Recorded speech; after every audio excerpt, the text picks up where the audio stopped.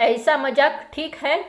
एक बार एक अध्यापक एक संपन्न परिवार के शिष्य के साथ कहीं जा रहे थे, तो उस शिष्य को कुछ मजाक सूझी, क्योंकि उसे रास्ते में किसी गरीब मजदूर के जूते दिखाई दिए।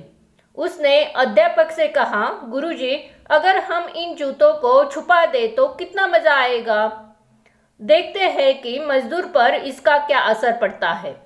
अब शिष्य को तो मजाक सूझ रहा था, लेकिन गुरुजी ने कहा कि नहीं, गरीब इंसान के साथ इस तरह का भद्दा मजाक करना ठीक नहीं है। गुरुजी ने कहा, क्यों ना हम इन जूतों में कुछ सिक्के डाल दें और देखें कि इसका इस गरीब मजदूर पर क्या प्रभाव पड़ता है।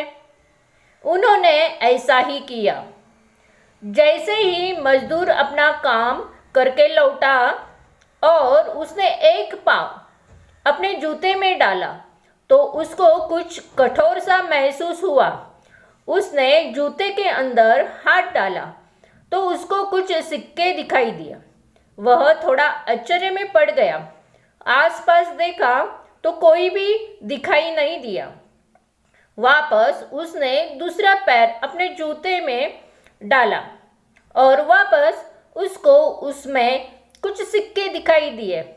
अब दोनों जूते के सिक्के को उसने अपने हाथों में रखा और भगवान को बोला, पता नहीं किस भले मनुष्य ने यह सिक्के मेरे जूते में छुपाए हैं, लेकिन जिसने भी छुपाए हैं उसको मेरी दुआ है, ताकि इन पैसों से मैं अपने बच्चों और पत्नी के लिए कुछ खाना और दवाइयाँ ला सकूँगा।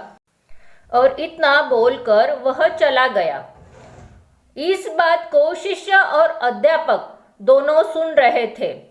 अब अध्यापक ने शिष्य से पूछा कि अब तुम मुझे बताओ कि तुम्हें कैसा महसूस हुआ, तुम्हारी पहली वाली मजाक या मेरा यह तरीका। तो उसने कहा कि गुरुजी, मैं आपसे क्षमा चाहता हूँ। अब मुझे समझ आ गया है कि सच्ची खुशी किस चीज़ में है।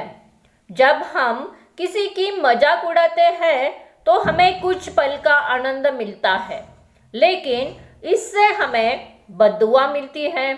लेकिन अगर हम किसी की मुश्किल परिस्थिति में मदद करें और जिसकी भी हम मदद करते हैं उसको भी नहीं पता कि हमने उसकी मदद की है, लेकिन अंदर ही अंदर हमें पता है कि हमने इस इंसान की मदद की है। यही सच्ची खुशी है। जब हम दूसरों को खुशी देते हैं तो हमें सच्ची खुशी मिलती है। तो गुरुजी, हमने इसी तरह खुशियाँ बांटते रहने चाहिए।